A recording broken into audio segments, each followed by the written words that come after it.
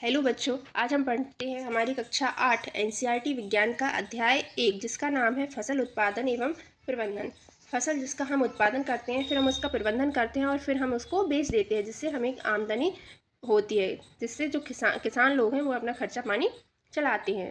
ग्रीष्म अवकाश में पहेली एवं बूझो अपने चाचा के घर गए। उनके चाचा एक किसान है। एक दिन उन्होंने खेत में कुछ औजार देखे, जैसे कि खुरपी, दराती, बेलचा, हल इत्यादि। उसने अपने चाचा के घर देखे। अब औजार आप सब लोगों ने भी अपने घर पे देखे होंगे कि क्या क्या औजार होते हैं। और अपन ने देखा है कि जो सजीव होते हैं वो जो सजीव लोग होते हैं वो क्या करते हैं, अपना खाना जो है वो कहाँ से प्राप्त करते हैं? पेड़ पौधों से अपना खाना प्राप्त करते हैं। लेकिन जो पौधे होते हैं वो अपना खाना स्वयं बनाते हैं, उनको तो कहीं से भोजन नहीं मिलता। तो हमने अपनी पिछली क्लास में ही पढ़ा है, कक्षा 7वीं में आपने ये पढ़ा होगा कि सभी सजीवों को भोजन की आवश्यकता होती है। पौधे अपना भोजन स्वयं बना सकते हैं। क्या आपको याद है कि हरे पौधे अपना भोजन किस प्रकार संश्लेषित करते हैं? मनुष्य सहित सभी जंतु भोजन बनाने में असमर्थ हैं, तो जंतुओं के भोजन का स्रोत क्या है? परंतु हम भोजन ग्रहण ही क्यों करते हैं? अगर हम भोजन ग्रहण नहीं करेंगे तो हमें एनर्जी कहाँ से मिलेगी? हमको एनर्जी कहाँ से मिलती है? भोजन एवं पानी से ही मिलती है। क्या आप जानते हैं कि सजीव भोजन से प्राप्त ऊर्जा का उपयोग विभिन्न जैविक प्रक्रमों जैसे पाचन, श्वसन एवं उत्सर्जन के संपादन में करते हैं? हम सभी जानते हैं हम अपना भोजन पौधों अथवा जंतुओं से ही प्राप्त करते हैं। अब हम बात करते हैं कृषि पद्धतियों के बारे में। ये हमारा बहुत ही इम्पोर्टेंट टॉपिक है। कृषि पद्धतियाँ लगभग 10,000 ईसा पूर्व मनुष्य जो है वो कैसे थे? घुमंतू थे। पहले मनुष्य क्या थे? घुमंतू थे। वे एक झुंड में घूमा करते थे। पहले वो स्थायी नहीं रहते थे, मतलब स्थायी तो रहते थे लेकिन एक झुंड में, जैसे जानवर घूमते हैं एक जगह से दूसरी जगह घूमते रहते थे। और वो लोग क्या करते थे कि पहले बंदर के जैसे चलते थे, आदि मानव थे, और कच्चे पेड़, कच्ची सब्जियाँ, कच्चे पत्ते, इन सब से बना हुआ खाना खाते थे। फिर धीरे धीरे आग की खोज हुई, फिर मनुष्य खाना बनाना सीख गया, और ऐसे ही धीरे धीरे खाने का स्टैंडर्ड बढ़ गया और इस तरीके का आजकल इस तरीके का पका पकाया भोजन का सेवन करने लगा, है ना। तो लगभग 10,000 ईसा पूर्व तक मनुष्य घुमंतु थे। वे एक स्थान से दूसरे स्थान तक भोजन एवं आवास की खोज में समूह में विचरण करते रहते थे। वे कच्चे फल और सब्जियां खाते थे। उन्होंने भोजन के लिए जंतुओं को शिकार करना प्रारंभ किया। कालांतर में खेती कर चावल, गेहूं एवं अन्य खाद्य फसलों का उत्पादित कर सकें, इस प्रकार कृषि का प्रारंभ हो गया। अब हम बात करते हैं कि अब जो खेती है वो किस प्रकार होती है। तो हम बात करते हैं, जैसे हमने घर में एक गमले में एक पौधा लगा लिया। मान लो हमने क्या एक गमले में एक पौधा लगा लिया, गुलाब का जी गमला लिया हमने एक गमला लिया और इसमें हमने एक पौधा लगा दिया, काय का? गुलाब का पौधा या चांदनी का, मोगरा का, कुछ भी पौधा लगा दिया। तो ये तो हमारा एक पौधा हो गया। लेकिन यदि हमने एक बहुत बहुत ज़्यादा जगह ले ली, एक बड़ा एरिया ले लिया और उसमें हमने बहुत सारे गुलाब के पौधे लगा दिए, जैसे हमने ये बहुत सारी जगह ले ली, इसमें हमने बहुत सारे गुलाब के पौधे लगा दिए, है ना, पेड़ लगा दिए बहुत सारे गुलाब के, तो ये क्या कहलाएगी? ये फसल कहलाएगी। जब बहुत सारी जगह में एक ही किस्म के पेड़ पौधे लगाए जाते हैं तो वो क्या कहलाती है? फसल कहलाती है। लेकिन एक छोटी सी जगह में एक पौधा लगाए तो हम उसको फसल नहीं कहेंगे। आया आया आपको समझ में फसल किसे कहते हैं? जब बहुत सारी जगह में एक ही किस्म के पौधे लगाए जाते हैं तो उसको फसल कहते हैं। तो आइए हम इसके ऊपर बात करते हैं थोड़ी सी। जब एक ही किस्म के पौधे किसी स्थान पर बड़े पैमाने में उगाए जाते हैं तो इसे क्या कहते हैं? फसल कहते हैं। ये हमारा इंपॉर्टेंट टॉपिक है, इसको आप याद रखना। उदाहरण के लिए गेहूं की फसल का अर्थ है कि खेत में उगाए जाने वाले सभी पौधे क्या हों? गेहूं के हों। आप जानते हैं कि फसलें विभिन्न प्रकार की होती हैं, जैसे अन्न, सब्जियां एवं फल। जिस मौसम में ये पौधे उगाए जाते हैं उसके आधार पर हम फसलों का वर्गीकरण भी करते हैं। अब फसलें तो उगाई जाती हैं लेकिन उनका वर्गीकरण भी हम मौसम के आधार पर करते हैं कि कौन सी फसल को किस मौसम में उगाना है। भारत क्या है? एक विशाल देश है। यहाँ ताप, आर्द्रता और वर्षा जैसी जलवायु परिस्थितियाँ एक क्षेत्र से दूसरे क्षेत्र में भिन्न है, अतः देश के विभिन्न भागों में विविध प्रकार के फसलें उगाई जाती हैं। इस विविधता के बावजूद मोटे तौर पर फसलों को दो भागों में वर्गीकृत किया गया है। एक तो है हमारी खरीफ की फसल और एक है हमारी रबी की फसल। ये हमारा बहुत ही ज़्यादा इम्पोर्टेंट टॉपिक है, ये एग्जाम में आता ही आता है। खरीफ की फसल क्या होती है और रबी की फसल क्या होती है, ये हमारे एग्जाम में ज़रूर आता है। हम बात करते हैं खरीफ की फसल की। तो वह फसल जिन्हें वर्षा ऋतु में बोया जाता है। मान लो इधर जून जुलाई में बोया जाता है और उधर सितंबर अक्टूबर में काट लिया जाता है, वो क्या कहलाती है? खरीफ की फसल कहलाती है। भारत में वर्षा ऋतु सामान्यतः जून से सितंबर तक होती है। जैसे धान, मक्का, सोयाबीन, मूंगफली, कपास इत्यादि क्या है? हमारी खरीफ की फसल है। अब हम बात करते हैं रबी की फसल की। तो रबी की फसल क्या है? जो शीत ऋतु में अक्टूबर से नवंबर में तो बोई जाती हैं और उधर मार्च तक काट ली जाती हैं, वो क्या है? हमारी रबी की फसल है। जैसे चना, गेहूँ, मटर, सरसों, अलसी, ये सब क्या है? हमारी रबी की फसल है, जो कहाँ? शीत ऋतु की होती हैं, अक्टूबर नवंबर में बोई जाती हैं और मार्च अप्रैल में काट ली जाती है, हमारी रबी की फसल हो गई। तो ये रबी की फसल और खरीफ की फसल, ये टॉपिक बहुत ही इम्पोर्टेंट है, ये आगे तक आपको काम पड़ेगा। और ये क्वेश्चन एग्जाम में एक नंबर या तो ऑब्जेक्ट में आएगा, या 4 नंबर 5 नंबर में आएगा, 3 नंबर में आएगा, एक क्वेश्चन इसमें से ज़रूर आएगा। तो आप इसको बहुत ही अच्छे तरीके से याद रखना। अब हम बात करते हैं फसल आधारित कृषि पद्धतियों के बारे में। तो सबसे पहले हम जो फसल है उसको तैयार करने के लिए क्या करेंगे? सबसे पहले हम मिट्टी तैयार करेंगे। मिट्टी क्यों तैयार करते हैं? सबसे पहले हम मिट्टी को हल, कल्टीवेटर, इंसीड्रिल, इन सब की सहायता से मिट्टी को क्या है? पोला बनाते हैं, खोखला बनाते हैं, जिससे कुछ मिट्टी के जो पोषक तत्व हैं वो ऊपर से नीचे की तरफ आ जाते हैं, नीचे से ऊपर, ऊपर से नीचे की तरफ आ जाते हैं, जिससे मिट्टी को अच्छे से पोषण मिल सके। इसलिए हम इसमें इसको सीड ड्रिल, कल्टीवेटर, हल, इन सब की सहायता से खोखला करते हैं मिट्टी को। फिर जब मिट्टी खोखली हो जाती है तो हम सीड ड्रिल की सहायता से, या अब नए ज़माने में सीड ड्रिल चलने लगे, नहीं तो पहले क्या है? हल की सहायता से, हल में एक कीप लगी हुई रहती थी, हम उसकी सहायता से बुआई करते थे। लेकिन आजकल सीड ड्रिल की सहायता से समय एवं श्रम दोनों की बचत होती है, तो हम सीड ड्रिल की सहायता से आसानी से बुआई कर देते हैं। बुआई करने के बाद फिर जिस फसल को जैसी भी खाद एवं उर्वरक चाहिए रहता है, फिर हम उसको वो देते हैं। फिर अब फसल में हमने बुआई कर दी, खाद उर्वरक दे दी, लेकिन उसमें नमी की भी आवश्यकता पड़ती है।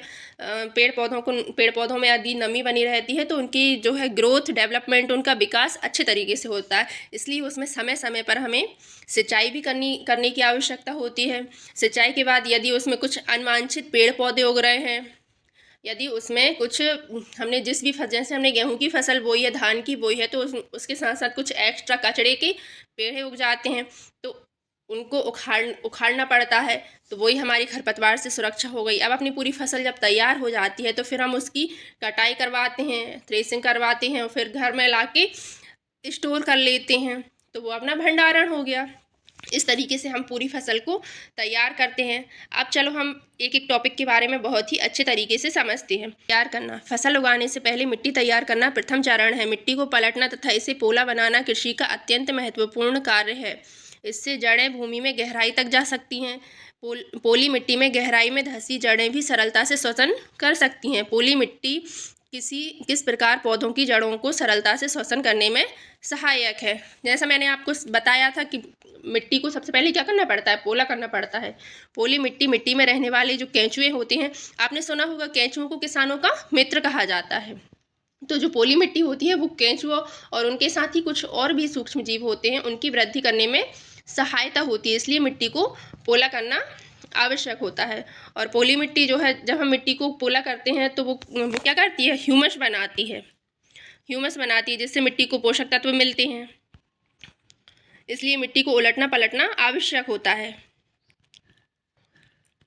और मिट्टी की ही मिट्टी को उलटने पलटने एवं पोला करने की प्रक्रिया क्या कहलाती है? जुताई कहलाती है। ये भी हमारा इम्पोर्टेंट एक टॉपिक हो गया। जैसे आपका 1 लाइनर क्वेश्चन में आ सकता है कि मिट्टी को उलटने पलटने एवं पोला करने की प्रक्रिया क्या कहलाती है? तो बच्चों आप याद रखना कि मिट्टी को उलटने पलटने एवं पोला करने की प्रक्रिया क्या कहलाती है? जुताई कहलाती है। और इसे कैसे? हल चलाकर, कल्टीवेटर, सीड ड्रिल, इन सब की सहायता से करते हैं। अब हम बात करते हैं कि कृषि के औजार की।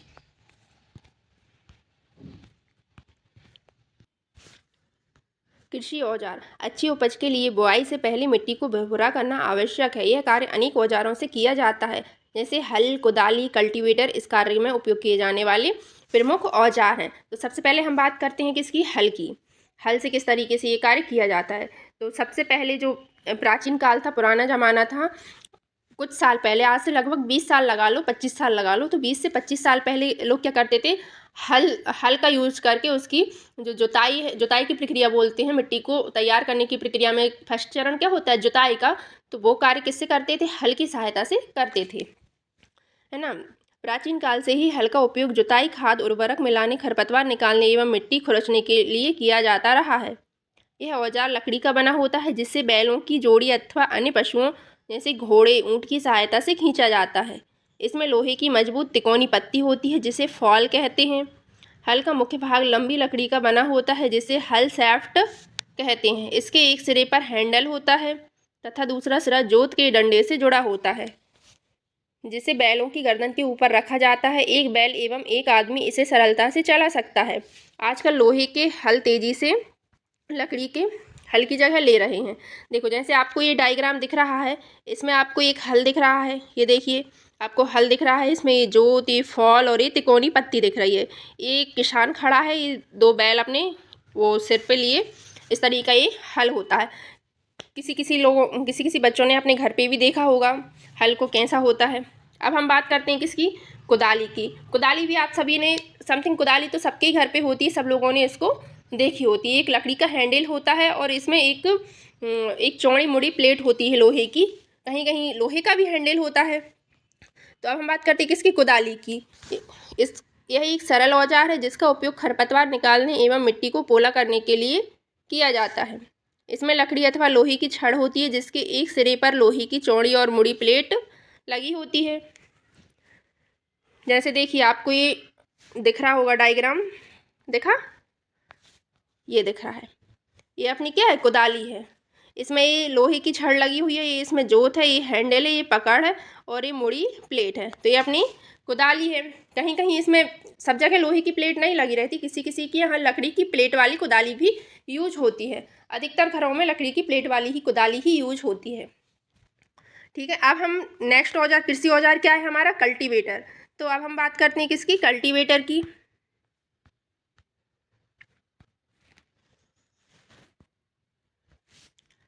कल्टीवेटर क्या है, आजकल जो जुताई का कार्यक्रम है वो किससे, कल्टीवेटर के द्वारा संचालित होता है। इससे समय एवं श्रम दोनों बचता है। पहले आपको ये दिख रहा होगा ट्रैक्टर में पीछे इस तरीके से कल्टीवेटर फंसा देते हैं और जुताई बहुत ही जल्दी हो जाती है और आसान तरीके से हो जाती है। इसमें मेहनत भी नहीं लगती और समय भी ज़्यादा नहीं लगता है। तो आजकल जुताई के लिए क्या यूज होता है, कल्टीवेटर यूज हो रहा है। अब हम बात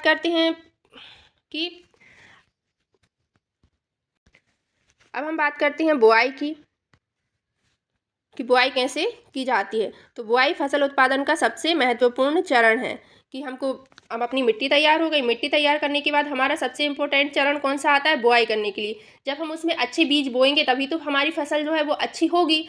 अगर बीज ही अच्छी किस्म के नहीं रहेंगे तो हमारी फसल कैसे अच्छी होगी। तो बुआई में सबसे पहले हम बात करते हैं किसकी, बीजों के चयन की, कि हमें बीजों का चयन किस तरीके से करना है।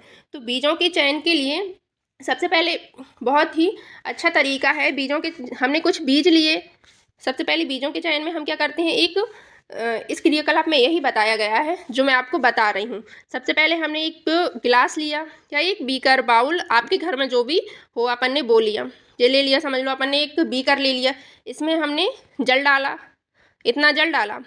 अब हमको इसमें एक मुट्ठी बीज डालना है। हमने इसमें एक मुट्ठी बीज डाल दिए। हमने इसमें क्या किया, एक मुट्ठी बीज डाल दिए।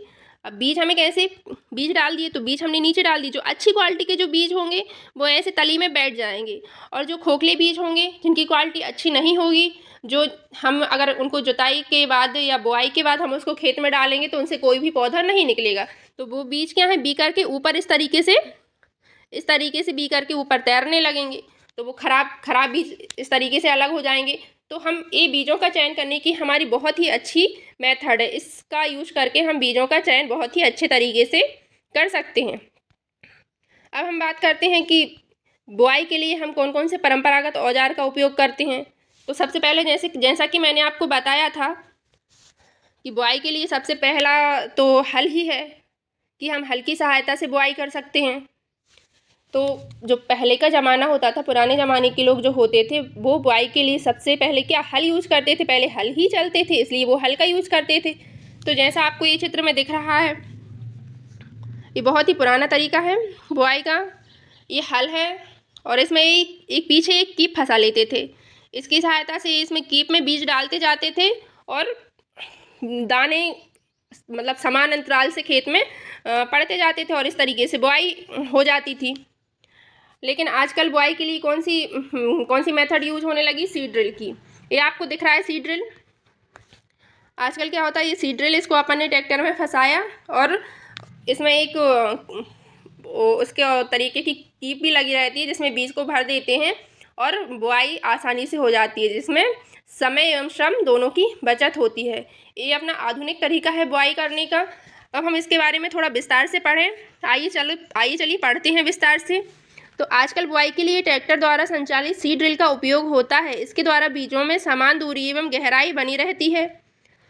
यह सुनिश्चित करता है कि बुआई के बाद बीज मिट्टी द्वारा ढक जाएं। इससे बीजों को पक्षियों द्वारा खाए जाने से रोका जा सकता है। सीड ड्रिल द्वारा बुआई करने से श्रम एवं समय दोनों की ही बचत होती है। अब हम बात करते हैं खाद एवं उर्वरक मिलाना। खाद एवं उर्वरक दोनों अलग अलग ही चीज़ हैं। खाद क्या है? जो एक जैविक चीज़ होती है जो मनुष्य निर्माण नहीं करता, वो पेड़ पौधों की सड़ी गली पत्तियों से, जीव जंतुओं के अवशेष से बनती है। लेकिन उर्वरक जो है वो मशीनों द्वारा मशीनीकृत खाद है, एक मशीनों के द्वारा बनता है ना। अब हम बात करते हैं खाद एवं उर्वरक दोनों की। वे पदार्थ जिन्हें मिट्टी में पोषक स्तर बनाए रखने के लिए मिलाया जाता है उन्हें खाद एवं उर्वरक कहते हैं। मिट्टी फसल को खनिज प्रदान करती है। यह पोषक पेड़ पौधों की वृद्धि के लिए आवश्यक है। कुछ क्षेत्रों में किसान खेत में एक के बाद दूसरी फसल उगाता रहता है। खेत कभी भी खाली नहीं छोड़े जाते। कल्पना कीजिए कि पोषकों को क्या होता होगा। देखिए, आपने अधिकतर देखा होगा कि कुछ लोग जो होते हैं वो खेतों में एक के बाद एक फसल लगातार उगाते जाते हैं, खेत को खाली नहीं छोड़ते। इससे क्या होता है कि खेत की जो उपजाऊ क्षमता है वो नष्ट हो जाती है। खेत जल्दी जल्दी जो फसल, अगर उसके बाद कोई फसल बोते हैं तो वो उतनी ज़्यादा अच्छी पैदावार नहीं हो पाती है उसमें, तो कम पैदावार होती है। फसलों को लगातार उगाने से मिट्टी में कुछ पोषकों की कमी हो जाती है। इस क्षति को पूरा करने हेतु किसान खेतों में खाद डालते हैं। यह प्रक्रम खाद देना कहलाता है। तो जो उपजाऊ क्षमता उसकी कम हो जाती है, उसमें पोषक तत्वों की कमी हो जाती है, तो इससे क्या है, किसान उसमें खाद डालता है। खाद डालने से पेड़ पौधे क्या है, जल्दी जल्दी ग्रोथ करते हैं। लेकिन जो खाद है उसका तो कोई साइड इफेक्ट नहीं होता, क्योंकि खाद क्या है, उसको पोषक तत्व और ह्यूमस प्रदान करती है। लेकिन जब हम मिट्टी में उर्वरक डालते हैं तो उर्वरक भी जो मिट्टी की उपजाऊ क्षमता है उस पर इफेक्ट डालती है। उर्वरक से भी मिट्टी की जो उपजाऊ क्षमता है वो कैसी, कम होती है ना। खाद एक कार्बनिक पदार्थ है जो कि पौधों या जंतु अवशेषों से प्राप्त होता है। किसान पादप एवं जंतु अवशेषों को एक गड्ढे में डालते जाते हैं तथा इसका अपघटन होने के लिए खुले में छोड़ देते हैं। अपघटन कुछ सूक्ष्म जीवों द्वारा होता है। अपघटित पदार्थ खाद के रूप में उपयोग किए जाते हैं। अब इन्होंने क्रियाकलाप में ये बताया, इन्होंने क्या किया, ये 3 बीकर लिए हैं। ये क्रियाकलाप बताया और इसमें क्या 3 बीकर ले लिए, 3 डिस्पोजल ले लिए, तीनों में बराबर बराबर मिट्टी डाल ली। बीकर ए, बीकर बी और बीकर सी। अब जो बीकर ए है इसमें इन्होंने क्या डाला, खाद। बीकर बी, इसमें इन्होंने डाला क्या, उर्वरक। बीकर बी में उर्वरक डाला और बीकर सी में क्या डाला, इन्होंने कुछ भी नहीं डाला। तो जिस खेत में या जिस पेड़ पौधे में अपन कुछ भी नहीं डालते तो उनकी वृद्धि तो होती है, लेकिन वृद्धि बहुत ही धीरे धीरे होती है। जैसा कि आपको बीकर सी में दिख रहा है, जिसमें उर्वरक डलता है। जैसे बीकर बी में उर्वरक डाला है तो उसकी वृद्धि कैसे, बहुत जल्दी हो रही, फास्ट हो रही है। और उर्वरक ए में खाद डली है तो उसकी वृद्धि हो तो रही, ना ज़्यादा स्लो हो रही है और ना ज़्यादा फास्ट हो रही, मीडियम गति से उसका विकास हो रहा है, उसका डेवलपमेंट हो रहा है। तो सबसे ज़्यादा ग्रोथ किससे होती है, उर्वरक डालने से। लेकिन उर्वरक उसकी जो उपजाऊ क्षमता है उसको कम नहीं करते हैं, उपजाऊ क्षमता को कम कर देते हैं। लेकिन खाद जो है उनसे उसकी उपजाऊ क्षमता पर कोई भी प्रभाव नहीं पड़ता है खाद से। अब हम बात करते हैं उर्वरक एवं खाद में अंतर। उर्वरक एवं खाद में क्या अंतर है, तो आइए हम देखते हैं उर्वरक एवं खाद में अंतर। तो उर्वरक और खाद, उर्वरक एक कैसा है, मानव निर्मित लवण है, लेकिन खाद एक प्राकृतिक जैविक पदार्थ है जो गोबर एवं पौधों के अवशेष के विघटन से प्राप्त होता है। उर्वरक का उत्पादन फैक्ट्रियों में होता है, खाद खेतों में बनाई जा सकती है। उर्वरक से मिट्टी को ह्यूमस प्राप्त नहीं होता, लेकिन खाद जो है, खाद से मिट्टी को प्रचुर मात्रा में ह्यूमस प्राप्त होता है। उर्वरक में पादप पोषक जैसे कि नाइट्रोजन, फास्फोरस तथा पोटेशियम प्रचुरता में होते हैं, लेकिन खाद में पादप पोषक तुलनात्मक रूप से कम होते हैं।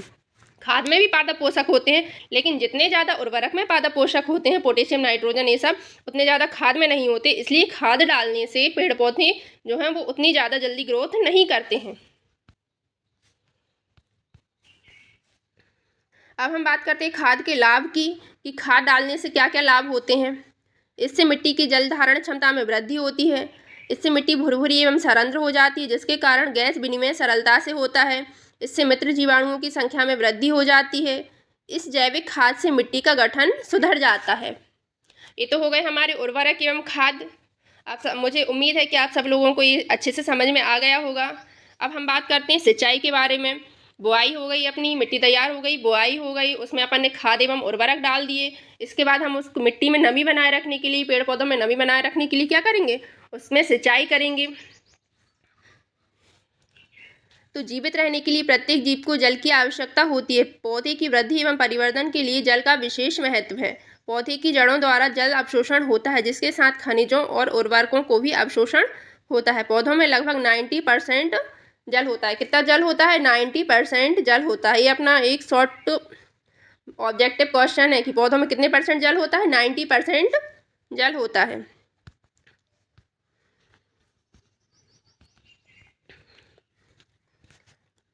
निश्चित अंतराल पर खेत में जल देना सिंचाई कहलाता है। सिंचाई को समय एवं बारंबारता फसलों, मिट्टी एवं ऋतु में भिन्न होता है। गर्मी में पानी देने की बारंबारता अपेक्षाकृत अधिक होती है। ऐसा क्यों है? यह मिट्टी एवं पत्तियों से जल वाष्पन की दर अधिक होने से हो सकता है। अब हम बात करते हैं सिंचाई के स्रोत की, कि सिंचाई के स्रोत क्या क्या हैं। तो सिंचाई के स्रोत में कुएं, जलकूप, तालाब, झील, नदियाँ, बांध, नहर इत्यादि, ये सब क्या हैं? सिंचाई के स्रोत हैं। अब हम बात करते हैं सिंचाई के पारंपरिक तरीके। पारंपरिक तरीके मतलब पहले सिंचाई किस तरीके से की जाती थी।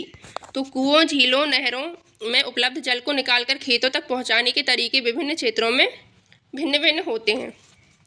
मवेशी अथवा मजदूर इन विधियों में इस्तेमाल किए जाते हैं, अतः यह सस्ते हैं, परंतु यह कम दक्ष है। विभिन्न पारंपरिक तरीके होते हैं, जैसे मोट, घिरनी, चैन पंप, ढेकली, रहट, उत्तोलक, ये सब क्या हैं? पारंपरिक तरीके हैं। जैसे आपको ये दिख रहा होगा, ये मोट है ना। इसके बाद मैं आपको और डायग्राम दिखाती हूँ। जैसे चैन पंप है, ये आपको दिख रहा है, ये चैन पंप है, ये ढेकली है, और ये आपकी हो गई रहट, जिससे बैल की सहायता से, ऊँट की सहायता से, घोड़े की सहायता से इस तरीके से उसको घुमाया जाता था और पानी निकल कर आता था। इसमें आपको दिया, जल को ऊपर खींचने के लिए सामान्यतः पंप का उपयोग किया जाता है। पंप चलाने के लिए डीजल, बायोगैस, विद्युत एवं सौर ऊर्जा का उपयोग किया जाता है। अब हम बात करते हैं सिंचाई की आधुनिक विधियाँ। आजकल किस तरीके से सिंचाई होती है। तो सिंचाई की आधुनिक विधियों में दो विधियाँ बहुत ही इम्पोर्टेंट हैं। पहली है हमारी छिड़काव तंत्र और दूसरा है हमारा ड्रिप तंत्र। छिड़काव तंत्र आपने देखा होगा कि अक्सर अपन लोग निकलते हैं तो आपने खेतों की तरफ ध्यान दिया होगा, तो पाइपों के ऊपर कुछ नोजल लगाए जाते हैं, उनसे वो गोल गोल घूमते हैं और उनसे सिंचाई होती है, घूमते रहते हैं। तो वो क्या है? वही हमारी छिड़काव तंत्र वाली मेथड है। ये आपको चित्र में भी दिख रहा होगा। इस विधि का उपयोग असमतल भूमि के लिए किया जाता है, जहाँ पर जल कम मात्रा में उपलब्ध है। ऊर्ध्व पाइपों के ऊपरी सिरों पर घूमने वाले नोजल लगे होते हैं। यह पाइप निश्चित दूरी पर मुख्य पाइप से जुड़े होते हैं। जब पंप की सहायता से जल मुख्य पाइपों में आ जाता है तो वह घूमते हुए नोजल से बाहर निकलता है। इसका छिड़काव पौधों पर इस प्रकार होता है जैसे वर्षा हो रही हो। छिड़काव लॉन, कॉफ़ी की खेती एवं अन्य कई फसलों के लिए अत्यंत उपयोगी होता है। अब सेकंड हम बात करते हैं किसकी? ड्रिप तंत्र की। ड्रिप तंत्र के द्वारा किस तरीके से सिंचाई की जाती है। तो ड्रिप तंत्र में भी आपको ये डायग्राम दिख रहा है, ये अपनी ड्रिप तंत्र की मेथड है। इस विधि में जल बूंद बूंद करके सीधे पौधों की जड़ों में जाता है। इसमें क्या है? बूंद बूंद करके डायरेक्ट पौधों की जड़ों में जाता है। उसमें क्या है? पाइप के ऊपर नोजल लगे होते थे, फिर उससे बूंद बूंद करके गिरता था। तो इसको बूंद बूंद करके डायरेक्ट जड़ों में जाता है, तो उसको क्या कहते हैं? ड्रिप तंत्र कहते हैं। और पाइप के ऊपर नोजल लगा के बूंद बूंद करके गिरता है, उसको क्या कहते हैं हम? छिड़काव तंत्र कहते हैं। इसका उपयोग कहाँ होता है? फलदार पौधों, बगीचों एवं वृक्षों को पानी देने का यह सर्वोत्तम तरीका है। इससे पौधों को बूंद बूंद करके जल प्राप्त होता है। इस विधि में बिल्कुल जल व्यर्थ नहीं होता, अतः यह जल की कमी वाले क्षेत्रों के लिए एक वरदान है। अच्छा, यदि मैं आपसे पूछूं कि जल की कमी वाले क्षेत्रों के लिए वरदान कौन सी विधि है, तो क्या आंसर होगा इसका? ड्रिप तंत्र विधि। हमारा अगला टॉपिक है खरपतवार से सुरक्षा। हमारी मिट्टी तैयार हो गई, बुआई हो गई, खाद उर्वरक हो गए, सिंचाई हो गई। अब हमारा टॉपिक है कि खरपतवार से सुरक्षा किस तरीके से की जाए। सबसे पहले हम जानते हैं कि खरपतवार किसे कहते हैं। तो खेत में कई अवांछित पौधे प्राकृतिक रूप से फसल के साथ उग जाते हैं। इन अवांछित पौधों को क्या कहते हैं? खरपतवार कहते हैं। खरपतवार हटाने को निराई कहते हैं। कुछ अवांछित पौधे उगाए खेत में, अब उनको हटाना है हमको, तो हटाने की जो विधि है उसको क्या कहते हैं? हम निराई कहते हैं। निराई आवश्यक है क्योंकि खरपतवार जल, पोषक, जगह और प्रकाश की स्पर्धा कर फसल की वृद्धि पर प्रभाव डालते हैं।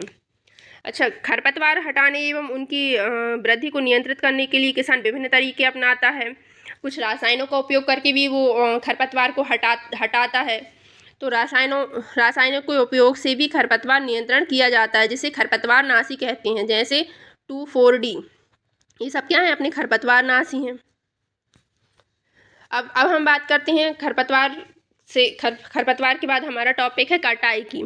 जब हमारी फसल 3-4 महीने बोने के 3-4 महीने बाद हमारी फसल पक जाती है, तो उसके बाद हम उसकी क्या करते हैं? कटाई करते हैं। फसल की कटाई एक महत्वपूर्ण कार्य है। फसल पक जाने के बाद उसे काटना कटाई कहलाता है। कटाई के दौरान या पौधे को खींचकर उखाड़ लेते हैं अथवा उसे धरातल के पास से काट लेते हैं। एक अनाज फसल को पकने के लिए लगभग 3 से 4 महीने का समय ही लेती है। अब उसकी जो कटाई है वो किस तरीके से होती है? या तो मशीनों के द्वारा होती है, हार्वेस्टर से, थ्रेसिंग से। अब उसके हार्वेस्टर से कर ली, फिर उसके भूसे को अलग करने के लिए हम उसकी थ्रेशिंग करवाते हैं। लेकिन आजकल इन दोनों चीज़ों को एक साथ करने के लिए कि दाने अलग होंगे, भूसा अलग होगा, तो इसके लिए एक नई मशीन आई है जिसको हम क्या कहते हैं? कंबाइन मशीन कहते हैं। कंबाइन मशीन कहते हैं, जो कि आपको डायग्राम में दिख रही है। इसकी सहायता से अच्छे से कटाई की जा सकती है। अब कुछ छोटे किसान होते हैं, उनकी थोड़ी बहुत फसल होती है 1 किलो 2 किलो, तो उसको वो क्या करके फटक कर भी दानों को और भूसे को अलग करते हैं फटक कर। तो इसको फटकने की जो विधि होती है इसको क्या कहते हैं? हम विनोइंग कहते हैं। ये देखो, ये लिखा हुआ है कि फटक कर छोटे खेत वाले किसान अनाज के दानों को फटक कर अलग करते हैं। तो फटक कर अलग करना क्या कहलाता है? हमारा ये विनोइंग क्या कहलाता है? विनोइंग कहलाता है। जब हमारी फसल कटकर तैयार हो जाती है, फिर हम उसका क्या करते हैं? भंडारण करते हैं। क्या करते हैं? भंडारण करते हैं। उत्पाद का भंडारण एक महत्वपूर्ण कार्य है। यदि फसल के दानों को अधिक समय तक रखना है तो उन्हें नमी, कीट, चूहों एवं सूक्ष्म जीवों से सुरक्षित रखना होगा। तो इसके लिए बड़े बड़े भंडार गृह तैयार किए जाते हैं, साइलो, वेयर हाउस, इन सब ये सारी जगह तैयार की जाती हैं। जैसा कि आपको ये डायग्राम में दिख रहा है। अनाज के भंडारण हेतु ये क्या है? ये साइलो है, ये वेयर हाउस है, ये जूट के बोरों में रखा जाता है उन्हें, ये वेयर हाउस है। और इन सब में जो चूहे, कीड़े मकोड़े और भी सूक्ष्म जीव हैं, इन सब से सुरक्षा के लिए इनमें पर्याप्त दवाइयाँ रखी जाती हैं, नीम के पत्ते रखे जाते हैं, जिससे कि अपनी फसल जो है अनाज खराब ना हो और अपना जो अनाज है वो अच्छे से स्टोर रह सके। अब हम बात करते हैं जंतुओं से भोजन की, कि हमें जंतुओं से भी क्या क्या भोजन मिलता है। जैसे एक इसमें ये सारणी दी है, तालिका दी है। दूध हमें कहाँ से मिलता है? गाय, भैंस, बकरी, ऊँटनी। इसके बाद यहाँ अपन को भरना है, तो दूध के बाद अपन सेकंड टॉपिक क्या ले लें? घी। तो घी भी हमें कहाँ से मिलता है? गाय, भैंस, बकरी और ऊँटनी से। घी के बाद हम बात करें मक्खन, तो मक्खन भी हमें कहाँ से मिलता है? गाय, भैंस, बकरी से। अब हम बात करें अंडा की, तो अंडा हमें कहाँ से मिलता है? अंडा हमें कहाँ से मिलता है? मुर्गी से, है ना। नेक्स्ट हम बात करें शहद की, तो शहद हमें कहाँ से मिलती है? मधुमक्खी से। तो ये हमारा आज पूरा चैप्टर कंप्लीट हो गया है। इसके बाद हम नेक्स्ट वीडियो में हम इसके क्वेश्चन आंसर कवर करेंगे।